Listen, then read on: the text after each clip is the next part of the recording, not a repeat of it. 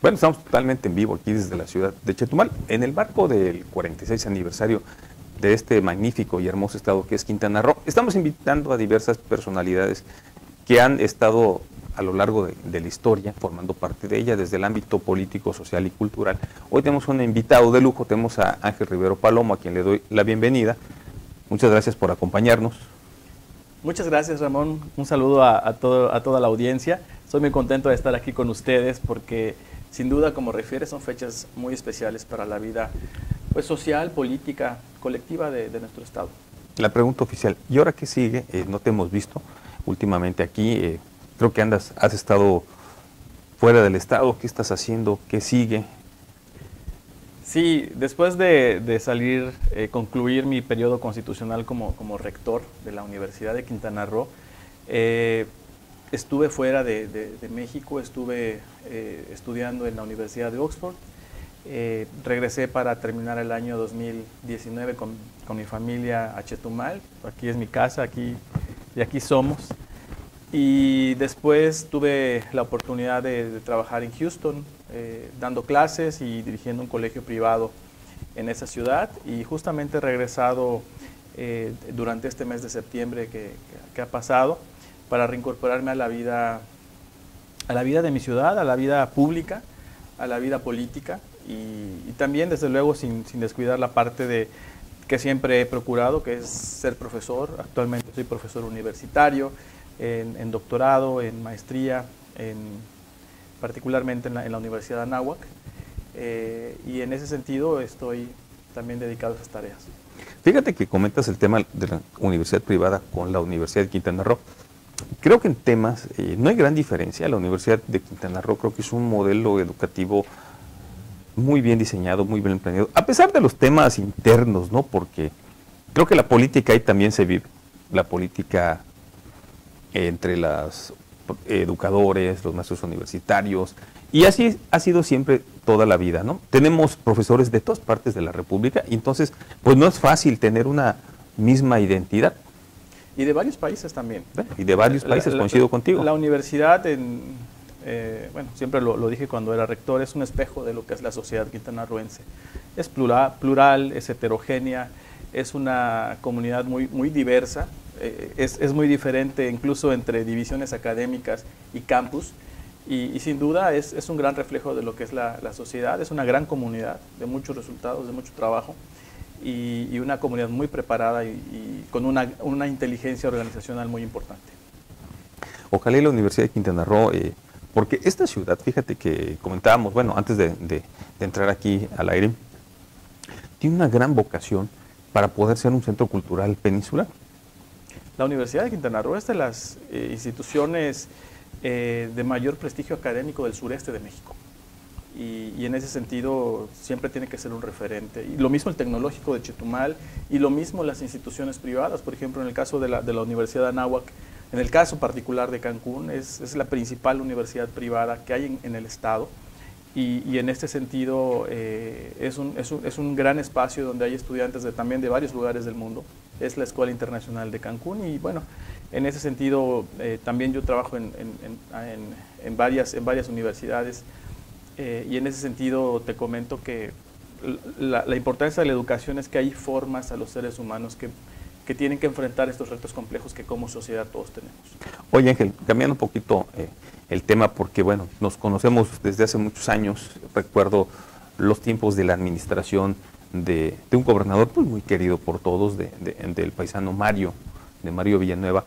¿Tú cómo inicias? O sea, comento esto porque de alguna forma siempre le decimos a los jóvenes que tienen que esforzarse, que tienen que hacer el máximo sacrificio para salir adelante, pero ¿cómo le hiciste para poder salir del estado, estudiar en el extranjero? Llegas a ser secretario particular de un exgobernador, que lo íbamos a tener aquí en el aniversario. Le mandamos un saludo por donde esté el licenciado Joaquín Hendrix Díaz, y de ahí continúa tu crecimiento tanto personal como, digamos, administrativo, ¿no? Y político también. Te vas luego al ayuntamiento por cierto, ya te destapó aquí Coramalia como una carta fuerte del sur. Pero ¿cómo motivamos a nuestros jóvenes a que salgan de la universidad y pues tengan una chamba decente? No tengan que andar taxista con título universitario, ingeniero agrónomo, ingeniero electricista, o sea, ¿cómo le hacemos? ¿O cuál sería el mensaje? ¿Cómo le hiciste tú? Pues mira, mi historia no es muy diferente a la de cualquier ciudadano, que con mucho esfuerzo su familia logra trabajar para sacarlo adelante. Mi papá, que fue originario de Juan Sarabia, ya falleció. Somos originarios de allá, de Juan Sarabia, de Xuljá. Y mi madre, originaria de Nicolás Bravo, son gente del campo, que vinieron a la ciudad y luego nos tocó estar en Puerto Juárez, en lo que era entonces Benito Juárez, y también en Playa del Carmen de niños. En fin, no es muy diferente, tuvimos que luchar mucho. Me tocó trabajar, ser cerillo, pintar casas, chapear terrenos, incluso lavar ropa ajena para salir a ayudar a mi madre. Pregunto esto porque mucha gente no conoce historia, ¿no? Conoce la historia, bueno, de que estabas en la particular, sí, rector de la universidad, o sea, la parte bonita, pero no había redes sociales. No había redes sociales para que te tomen tu foto ahí lavando. La selfie lavando la ropa. No. Pues no es muy diferente la historia. A cualquier persona me llegó a tocar estar haciendo horas en el Congreso del Estado en esas épocas, buscando tener una posibilidad de una beca para poder seguir estudiando. En fin, tantas y tantas cosas, Ramón, que una familia de un origen muy humilde chetumaleña tiene para lograr estudiar. Te estoy hablando de buscar becas y trabajar en supermercados, incluso de viene para poder seguir estudiando en la escuela pública. ¿Qué edad tenías en ese tiempo? Cuando trabajaba en el súper tenía 10 años, estaba en quinto de primaria. Era cerillo, era viene, y en fin, logro entrar a la secundaria. Ahí en la secundaria pues entro a la música, y gracias a la música cantábamos en fiestas, nos ganábamos un dinerito, chapeaba terrenos los fines de semana y podía comprar mis libros, mis zapatos y ese tipo de cosas para terminar la secundaria. Pero algo que no entiendo, o sea, ¿cómo te enfocas y de alguna manera te das cuenta que la oportunidad de salir adelante pues es mediante la preparación y el estudio? Porque a esa edad y viviéndonos en Playa del Carmen o Puerto Morelos, pues los jóvenes lo que menos quieren a veces es estudiar, ¿no? O quieren pues tener un recurso pues para salir con la novia, irse a la fiesta, o sea, ¿cómo te enfocas con tanta influencia en ese tiempo? Pues no perder el rumbo. A mí me gustaba mucho ver la televisión y ver películas de las universidades en otros países y siempre decía, pues a mí me gustaría estudiar allá, ¿no?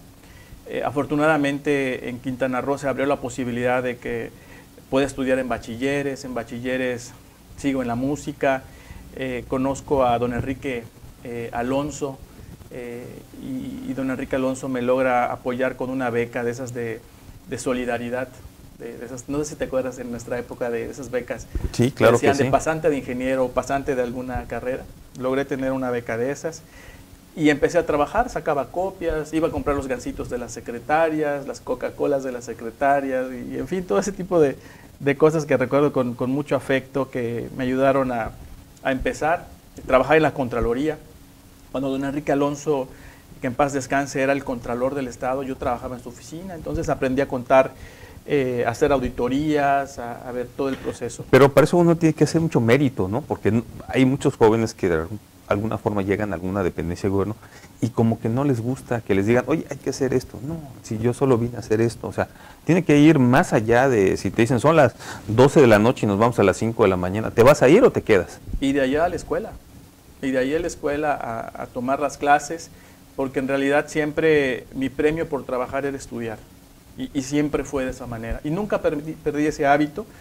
Y en esa época es cuando conozco al ingeniero Villanueva, a quien le mando un gran abrazo, con todo mi agradecimiento, como se lo he dicho de manera personal.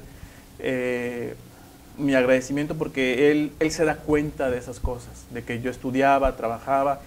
Y bueno, estaba muy joven, tenía 18 o 19 años. Y en ese momento puedes resistir cualquier cosa, y más cuando tienes y sobre todo no comer, eso es lo más fuerte que tiene uno a esa edad, o sea, claro. El no comer puede aguantar una comida, sí, lo digo porque muchos amigos míos que he visto de alguna manera pues han tenido que trabajar en la mañana, en la noche, para poder salir adelante. Por eso digo, comento esto porque muchas generaciones hoy en día se han hecho muy frágiles o las hemos hecho muy frágiles. O sea, la cultura del no esfuerzo. O sea, los papás que logramos tener un poquito, pues les queremos dar lo mejor y no los acostumbramos a que luchen por sus sueños. Y son diferentes puntos de partida.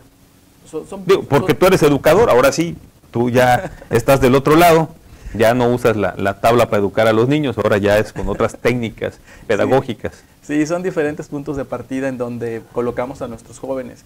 Pero nos tocó trabajar mucho, Yo recuerdo, una de las cosas más especiales que recuerdo que me formaron es despertar a las 3 de la mañana e ir con mi madre en Nicolás Bravo a la esquina donde pasaba el camión, esos camiones antiguos de color azul que viajaban de pueblos a la ciudad. ¿Te acuerdas de esos? El de segunda. Ajá, sí, esos claro. Tomex viejísimos. Sí, a las 4 de la mañana. Era el Caribe, ¿no? La línea del Caribe. Sí, claro que no. sí.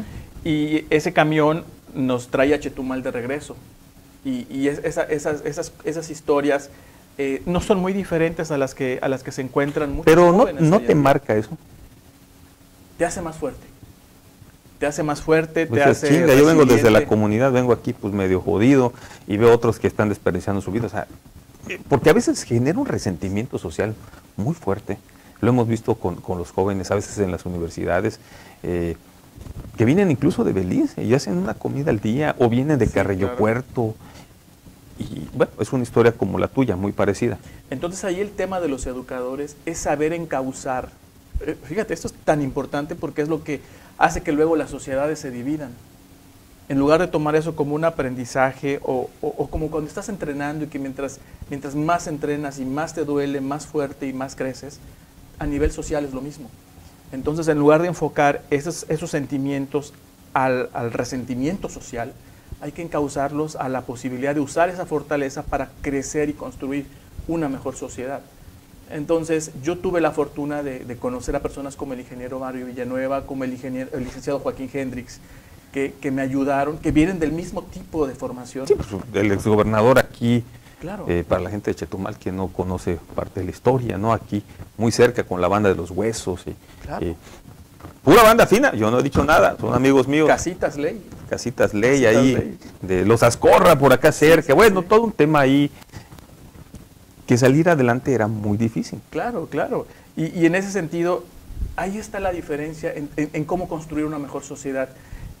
Esa resiliencia que muchos hemos tenido y que muchos tienen, hay que encauzarla para construir, no para dividir ni destruir. Y quienes tienen mejores oportunidades, aparte de ser agradecidos, tienen que saber dar la mano para ayudar a quienes son desfavorecidos. Y eso es lo que te va creando un sentido de comunidad. Y justamente eso es lo que tenemos que ir encauzando.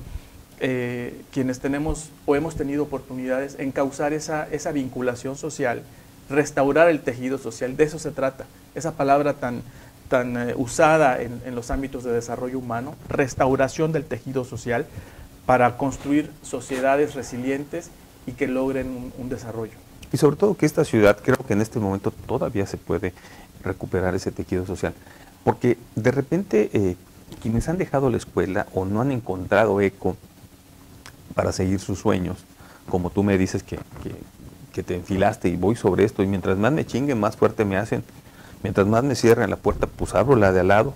¿Sí? Claro, tuviste una gran ventaja, fuiste adoptado, por así decirlo, coachado, vamos a decirlo en estos términos muy americanos, por gente que tenía experiencia, tenía muchos años, porque no todos los políticos o no todos los servidores públicos se les da eso de como hace el modelo japonés.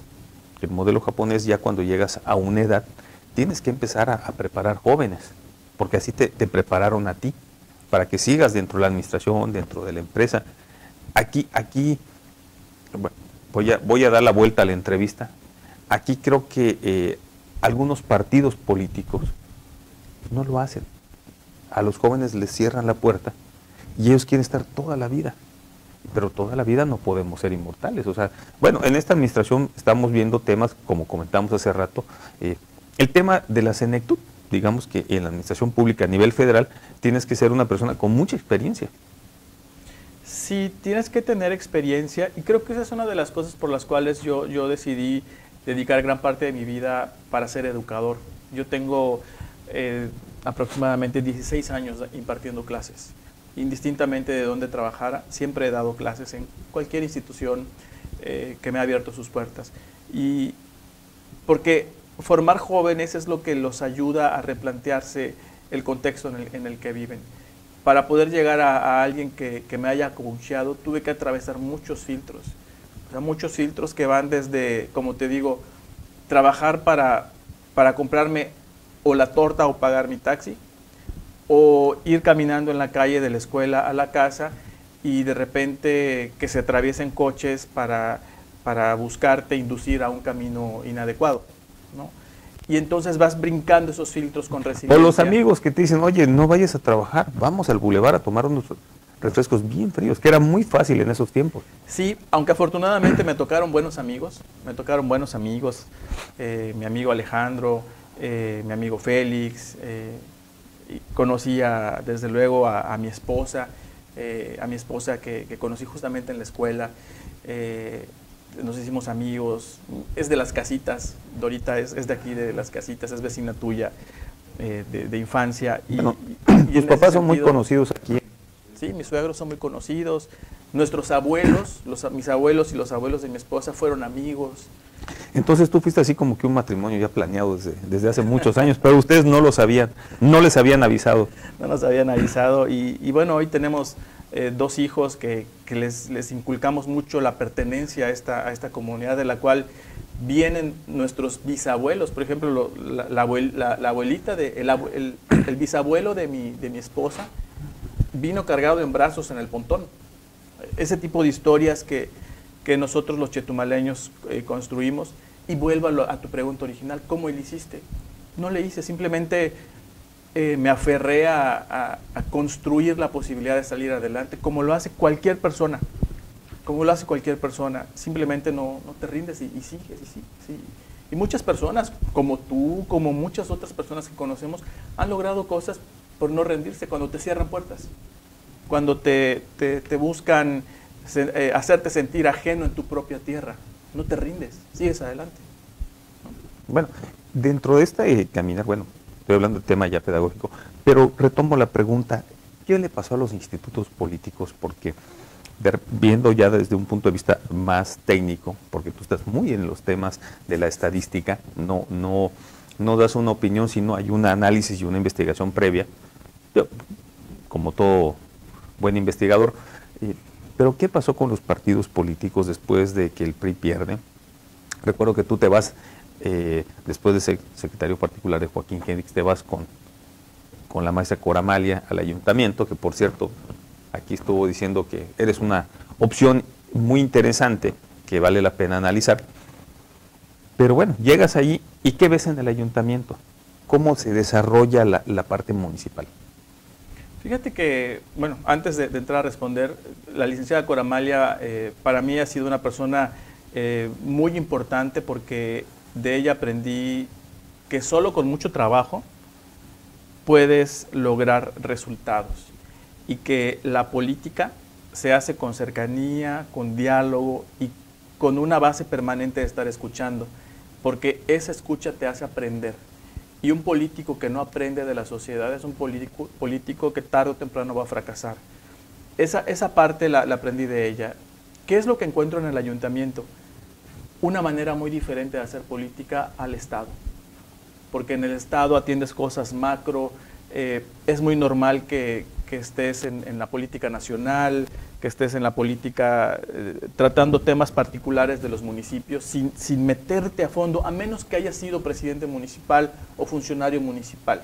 En determinadas áreas no logras discernir lo meticuloso que debe ser dirigir un ayuntamiento, dirigir un gobierno municipal, porque en un ayuntamiento te encuentras el problema más elemental de una sociedad, como el funcionamiento de una escuela, si funciona o no un tope, si pasó a buscar la basura el camión o no, si el semáforo sirve o no funciona, si están sincronizados, si el vecino de al lado le tira agua jabonosa a la banqueta del vecino contiguo.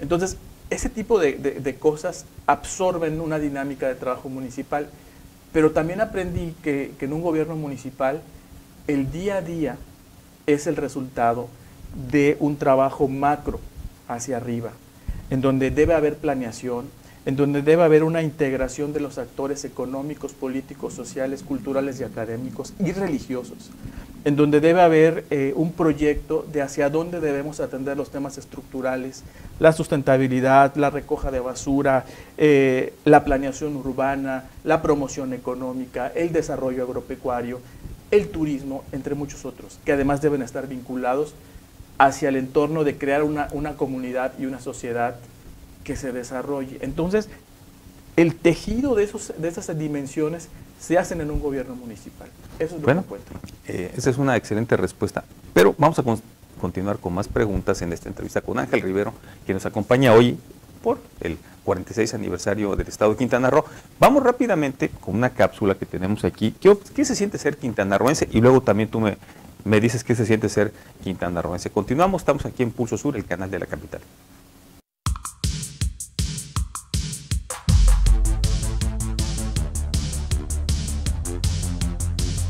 Me encantan sus playas, su gente, la comida. Su bahía. Pues la playa, la explanada, las calles, la gente muy bonita que hay. Sus playas, su pueblo, su monte, sus bosques. Sus paisajes, sus lugares turísticos que tiene para visitar. Y pues su gente es muy amable, muy respetuosa aquí en Quintana Roo. Uy, pues yo diría que todo. Lo único que ahorita sí me pone un poco triste es la inseguridad que hay aquí. Porque realmente fuera de eso todo está pues precioso. Yo soy de Veracruz, pero yo ya llevo más de 30 años acá y inclusive yo digo, yo ya no regreso a Veracruz a vivir, voy a pasear, pero a vivir ya no, ya mi Chetumalito no lo abandono. No lo abandono. Simple y sencillamente lo único que sí es triste y preocupante es la inseguridad que está habiendo ahorita y que veo que las autoridades no le están dando la debida atención que debe de tener, porque por supuesto corretean a un borrachito o a alguien que se roba una cosa mínima y a los delincuentes en serie grandes que hay como los sicarios y todo eso, ya ves que no le dan seguimiento. O si agarran a una persona que entró a robar a tu casa y perjudicó al dueño, ¿qué hacen? Lo sueltan. En cambio agarran a un pobre ambulante, vendedor que se está ganando la vida con sacrificios y le quitan su mercancía, la botan, lo meten a la cárcel y le cobran multa. Siento que es una injusticia. Esa es mi preocupación. De ahí en fuera, pues Chetumal es lindo. Pues la verdad me siento muy feliz. Pues es un orgullo, más que nada, como mexicano y ser orgullosamente mexicano y quintanarroense. Hermoso, muy bonito. Es muy bonito vivir aquí y convivir con la gente. Uy, pues muy hermoso porque realmente me cobijó Quintana Roo, me dio casa, me dio un lugar digno donde vivir. Claro que yo también tenía mi casita allá, ¿no? Pero pues digo, llegar acá y hacerte de un terreno, tener tu casita y ya tener la manera de vivir. No vivimos con lujos ni nada, pero cuanto menos tenemos lo necesario. Y pues siento que es muy lindo vivir acá. Es un lugar bonito para vivir. Hasta ahorita todos gozamos de cierta tranquilidad comparado con otros lugares de la República. Pues que siga creciendo más. Es muy bonito estar aquí, venir de visita también. Y que conserven bien las avenidas, las bahías, todo eso, ¿no? Y que se preocupe un poco más a la limpieza de todo. Pues que siga adelante y que siga mejorando las cosas para bien de su gente, ¿no? Pues realmente muchas felicitaciones, ¿no? Pero que sí les sigan dando un poco más de atención a las calles, a las escuelas y a los hospitales, que ya con eso, mira, se llevarían un 100% de 10. Que se siga proyectando lo que es el turismo, que es lo que le está dando más al Estado, e inclusive a lo que se genera de ingresos para el pueblo. Esa es su mayor virtud. Aunque pues aquí Chetumal no está muy proyectado, más que nada en la zona norte, pero pues hay lugares que no precisamente en la zona norte, en la zona maya también tenemos lugares muy bonitos, cenotes, iglesias, hay muchos lugares para visitar.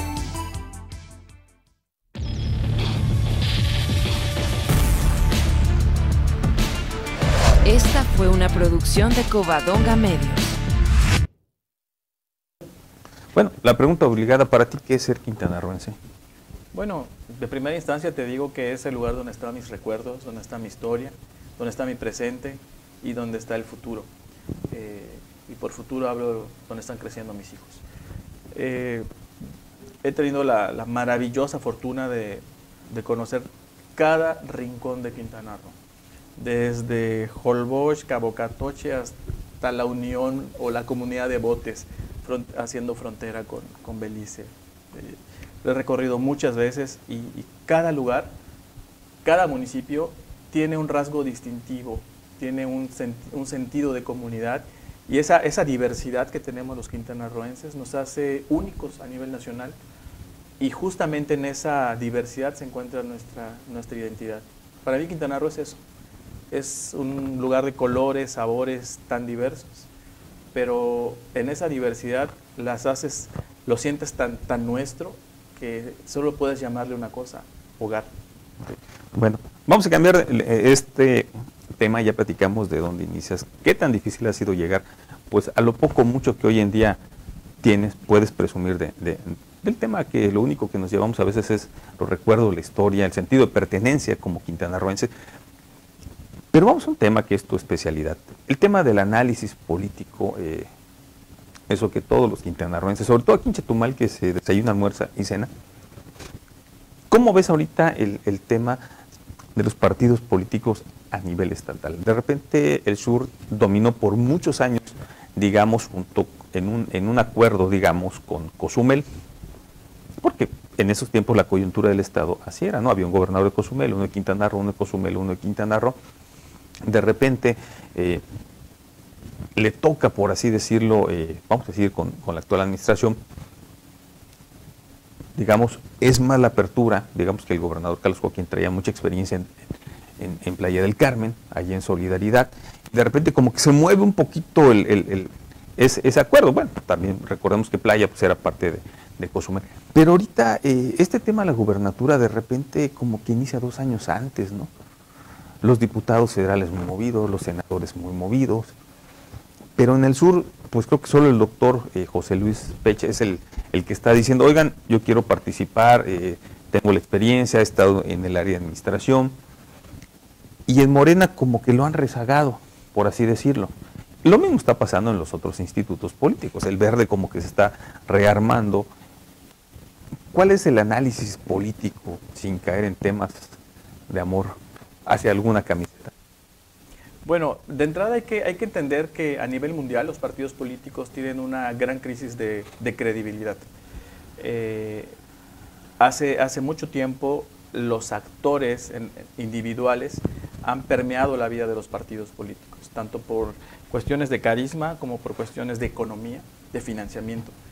Y los partidos políticos en general, y si nos vamos enfocando hacia América Latina, tienen una gran crisis de credibilidad porque no han sabido resolver como gobiernos los problemas estructurales de una sociedad. Lo puedes ver en Chile, lo puedes ver en Costa Rica, que es de los países más estables en términos políticos.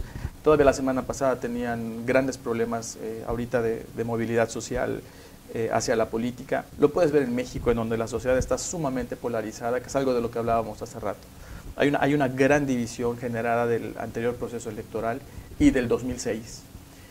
Y en ese sentido hay que ponerlo en contexto. Los partidos políticos tienen una gran crisis de legitimidad y de credibilidad. En función de eso, están reconstruyéndose. Esa reconstrucción les está implicando a todos, a Morena, al PAN, al PRI, al PRD, al Verde, al Partido del Trabajo, al MAS, a todos. Movimiento Ciudadano. Bueno. Movimiento Ciudadano les está tocando una reinvención, y esa reinvención necesariamente por la necesidad de articular a varios grupos, o negocian o pelean y en consecuencia se dividen. Es más fácil que un partido grande se divida, como en su momento el PRI, que se escindió y se volvió PRD, y es más fácil que un partido como Morena se divida por la gran diversidad de grupos y corrientes que tiene que aglutinar. En ese sentido, yo creo que eso no se va a detener, van a seguir habiendo polarizaciones, y más cuando tienen el poder. Cuando no lo tienen, también es complejo la reinvención, porque no tienen financiamientos, porque no tienen ya el atractivo de espacios a concursar, y en consecuencia la gente empieza a emigrar hacia otros institutos. Te pregunto esto porque retomo la pregunta que te hice hace rato, el tema de los cuadros. De repente vemos que los partidos estamos como en el fútbol, ¿no? Cuando llegaban a Cancún o Acapulco, o sea, el mercado digo, aquí no son jugadores, pero sí de políticos con oficio. De repente vemos un Carlos Mario que militó en el PRI toda la vida, venía de Generación Revolucionaria, y ahorita de repente finta que va un partido y se va al Partido Verde Ecologista. Vemos un Tomás Medina que estuvo en el PRI, fue regidor, de repente no hay el clic y se va como dirigente al Partido Verde Ecologista. Y eso es un ejemplo. Así, bueno, la senadora Maribel ha estado en diferentes partidos, o sea, nadie puede decir que nació en un partido a menos que tenga 18 años con su credencial y se afilie por primera vez. ¿Qué fue mi caso? Bueno. Que fue mi caso cuando me afilié a los 18 años al PRI.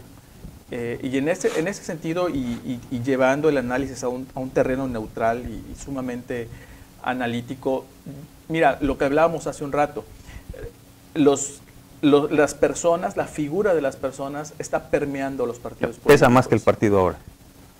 O se complementan. Okay. O se complementan. Y la política también está convirtiéndose en una arena de pragmatismo. Ese pragmatismo en búsqueda de una victoria electoral en consecuencia del ascenso a una posición política, es lo que va haciendo este tipo de circunstancias. Por ejemplo, Morena es la fusión de las izquierdas y de muchas personas que emigraron o del PRI o de otros partidos hacia ese movimiento. En su momento, cuando el PAN gana la presidencia en el año 2000, también es el resultado de decisiones y de apoyos. Lo mismo cuando gana Enrique Peña Nieto en 2012 la elección presidencial, puedes ver una Rosario Robles y gente de izquierda que fue migrando. Eso no se va a detener y no es una cuestión de va a ser más actores. Común ahora. Mira, yo creo que la democracia en México está evolucionando porque hay un aprendizaje histórico en donde ya los partidos se ven rebasados por las circunstancias de la sociedad, producto de lo que hablábamos hace rato. 2, la mercadotecnia individual. O sea, cada persona siempre busca posicionarse, ya no en función de un partido, sino en función de lo que es o representa o de lo que vende. Y la amalgama de esas cuestiones crean una fórmula que es la que te lleva a la siguiente elección. Por eso, y soy muy enfático hacia la sociedad en ese sentido, por eso es muy importante que la sociedad, que también aprende, que también se reinventa, se dé cuenta que en las elecciones, cada vez que vamos a las urnas, o cada vez que aspiramos a presentarnos a un cargo de elección popular, nos demos cuenta qué es lo que queremos como sociedad. ¿Queremos un actor más su partido que gane una elección o queremos un ciudadano o un actor político o un actor económico más una institución política? Un instituto político, un partido es una institución de la democracia que además nos gobierne correctamente y nos lleve hacia mejores condiciones como sociedad. Mira, Ramón, yo el otro día, de esas cosas en las que vienes reflexionando sobre la vida y sobre tu ciudad, voy manejando y de repente el semáforo no sirve. Pero yo ya sé inconscientemente que no sirve. Y los ciudadanos ya sabemos, los que tenemos mucho tiempo pasando por esas calles, que tenemos que adivinarle al semáforo si el otro está en verde o está en rojo, la segunda opción, para en función de eso, como tercera, nosotros pasar. Ya sabes dónde está el bache. Pero entonces ahí te cae el 20 y dices, oye, pero no me puedo acostumbrar a que las cosas estén mal. Tengo que intervenir como ciudadano, como servidor público, como político, como lo que quieras, para que se resuelva eso, porque no puede ser que nos acostumbremos a que las cosas estén mal.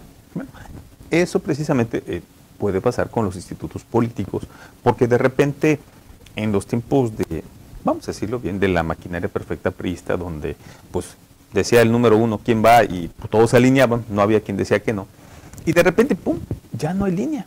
¿Qué pasó? O sea, ya puedes tomar tus decisiones, por así decirlo, ¿no? Si tú crees que traes un capital político, un trabajo de mucho tiempo en tu distrito, en tu municipio o en tu estado, pues como que empezamos a ver los ejercicios donde empiezan a arriesgarse y a ver esta medición de fuerzas políticas, de grupos políticos, se convierte en un tablero de ajedrez, ¿no? Y este ajedrez político ya no trae nombres de partidos, trae nombres, vamos a decirlo, de equipos. Y estos equipos están jugando en el partido que ellos requieran, o al revés, el partido los ve, sea cualquier color, dice, ah, mira, este equipo podría levantarnos nuestra votación en este momento, porque al final los partidos no están viendo temas de gobernanza, ellos están viendo temas de elecciones, porque para eso es la esencia de los partidos, independientemente de su declaración de principios y todo. Sí, mira, en el mundo hay 4 modelos que yo te puedo decir rápidamente, 4 modelos de hacer política. Uno, la autoritaria, que es la que tiene Rusia, la que tiene China, la que tiene Cuba, la que tiene Venezuela. Y que vienen de un proceso histórico donde México fue parte de, si recordamos la época del general Lázaro Cárdenas, ahí es donde se empieza a fortalecer, desde Plutarco Elías Calles hasta la época de Lázaro Cárdenas, hasta que llega el primer gobernante civil, la configuración de un partido único. Así es. Muy similar a como todavía opera el Corea nacional del Norte. Revolucionario y el revolucionario institucional. Exactamente. Y fue un partido hegemónico. Pero si te ves en una perspectiva o retrospectiva histórica, es lo mismo que estaba aplicando en estos países que todavía hoy tienen esos sistemas políticos. Sí, Rusia ahí tienen un superpresidente. O sea, es como que Rusia gira alrededor de Putin. El segundo elemento que yo te puedo referir es el europeo, en donde las fuerzas políticas van amalgamando alianzas en función de temas particulares para construir alianzas comunes y van accediendo al poder. Pero luego esas alianzas van reconfigurando y son las que le dan gobernabilidad a un Angela Merkel en Alemania, a un Emmanuel Macron en Francia. Una tercera opción es la que tiene América Latina. América Latina está en función de esos partidos políticos que están encontrando su identidad, que están encontrando cómo hacer alianzas y están aprendiendo de otros modelos, más lo que traen de carga histórica. Y un cuarto modelo es el estadounidense. El estadounidense, que hay 2 partidos y las diferencias entre ganar o perder una elección la dan acuerdos con minorías económicas o con temas muy específicos, pero aún así en esas diferencias los márgenes son del 1, 2, cuando mucho el 3% de las fórmulas electorales. O sea, digamos que en Estados Unidos serían las elecciones más cuestionables cada vez que hay elecciones. Pero allá no hay corrupción, no existe. O sea, ellos dicen que no existe la corrupción. Sí hay corrupción. Claro que sí la hay, sí, pero obviamente sí el modelo de marketing que nos venden a todos en el mundo, pues es muy bueno. Sí la hay, y ¿sabes qué? Yo he platicado con amigos de todo el mundo con quienes he estudiado en función de sus sistemas políticos, y en todos los países hay corrupción. Hasta en Finlandia, en Noruega, hay elementos de corrupción en algunos temas. Obviamente lo que no hay es impunidad. Okay, ahí sí te la aplican. Es la gran diferencia. Y tal vez un quinto modelo puede ser en Medio Oriente, donde vemos temas ya de monarquías. No, y temas de religión, que están más vinculados con la religión. En fin, pero ¿cuál nos aplica en América Latina? ¿Cuál nos aplica en México? Nuestra democracia apenas está madurando hacia un elemento donde los partidos políticos están haciendo alianzas. Y va a ser muy probable que veas en las próximas elecciones, en las próximas 2 o 3 elecciones por venir, alianzas de partidos en función de esos temas. Y eso va a reconfigurar la política y va a hacer que los actores individuales pues también vayan haciendo sus estrategias con una gran praxis. Como está ocurriendo hoy en día. Y como va a seguir ocurriendo. Interesante el tema para la gente que nos está viendo aquí a través de Pulso Sur, el canal de la capital. Ángel, antes de terminar esta entrevista, ¿con qué te gustaría concluir? Bueno, a mí me gustaría concluir agradeciéndote primero el espacio e invitando a la sociedad a que seamos muy conscientes de a quienes les permitimos ser actores políticos. Porque un actor político solo puede serlo con la sociedad, creyendo en ellos. Y yo lo que quiero pedirle a la sociedad es que con los actores políticos seamos o tengamos los ojos abiertos, conozcamos sus historias, conozcamos su formación, conozcamos qué proponen con realidad, porque tenía un profesor que nos decía que la política y las elecciones, los procesos electorales se hacen en verso, es decir, con palabras bonitas, pero un gobierno se hace en prosa, es decir, apegado a la realidad que tienes, social, financiera, y evidentemente hay que tomar decisiones y siempre en búsqueda de ese sentido común. Pero para tener sentido y razón común, un político tiene siempre la obligación de saber escuchar y entender muy bien qué ocurre en su sociedad. Pero fíjate que no todos se arriesgan. Es muy raro quien en el oficio político, estando en la administración del poder, se arriesgue a tener que hacer una serie, ya sean de leyes o de cuestiones de emergencia que se tengan que hacer, que a la gente no le va a gustar en este año o en 2 años, pero a la larga van a decir, tenían toda la razón. Porque está empezando en la siguiente elección. Ese es el gran problema que tenemos, ¿no? De repente no cumplimos ciertas cosas y no quieren arriesgarse porque de repente les meten 2 tuitazos y ahí en el Face les hacen 100 comentarios y se acalambran. Ese es un tema que se me olvidaba preguntarte. El tema de las redes sociales. ¿Construyen o deconstruyen actores políticos? Tienen de las dos cosas. Pueden construirte de la nada una historia que, como tú dices, mientras más se repita, más tendencia se vuelve, pero también pueden destruir carreras y finalmente es una tribuna pública que qué bueno que exista, pero obviamente tiene que ser usada con responsabilidad y los políticos tienen que saber comprender que puede ser una tribuna, un espacio para retroalimentación y entenderlo de esa manera, aunque a veces no guste. Porque ahí sale, por ejemplo, el superfenómeno de Monterrey, el famosísimo Bronco, y cómo llega, cómo gana, cómo esa campaña fue una historia muy bien armada en redes sociales, que hizo que la gente se identificara con él, que se sintiera parte de lo que iba a llegar con un cambio. Pero llegas y pues no traes una varita mágica y te das cuenta que cuando llegas todo es muy diferente a lo que pensabas, que si tocas este interés te van a brincar 10 grupos alrededor y si tocas este otro, pues y más en Monterrey, pues que están los hombres más ricos de este país, pues es un gobierno muy difícil, muy complicado y ese es el gran riesgo de estas democracias que tenemos, que pueden surgir superhéroes sociales, que la gente se enamora de ellos, que los quiere como políticos, porque son excelentes actores. Sí, ese histrionismo que tienen muchos políticos, es importante que la sociedad lo sepamos identificar, porque una sociedad, una comunidad se construye con su historia y con cada rasgo que va dejando una sociedad, un individuo o las familias en consecuencia.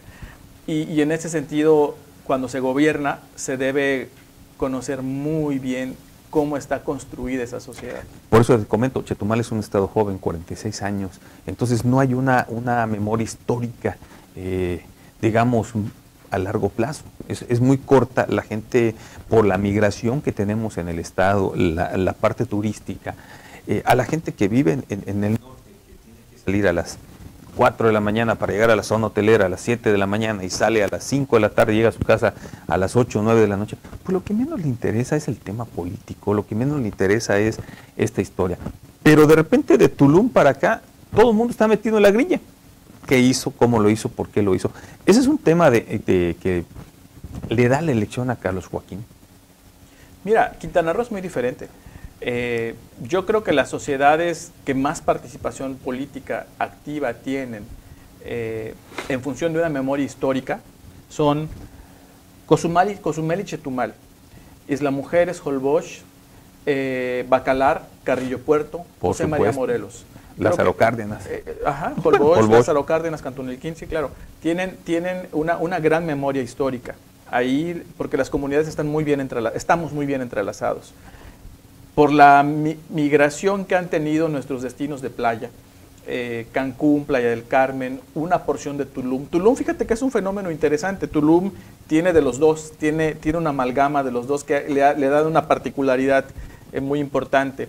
Pero Puerto Morelos, que tiene una comunidad ya muy local, bien arraigada. Bacalar, que antes era Otompe Blanco, tiene igual muchos años de... Pero fíjate que la memoria histórica en estos lugares electoralmente pesa, que es lo que referías. Así es. Y que le da el triunfo al gobernador Carlos Joaquín. Pero también se lo dio a Joaquín Hendrix.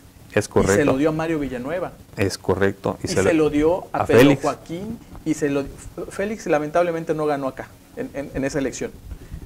Ganó Obando en esa elección, en la elección interna. Bueno. Y ganó doña correcto. Adi Joaquín ganó en Chetumal en esa campaña.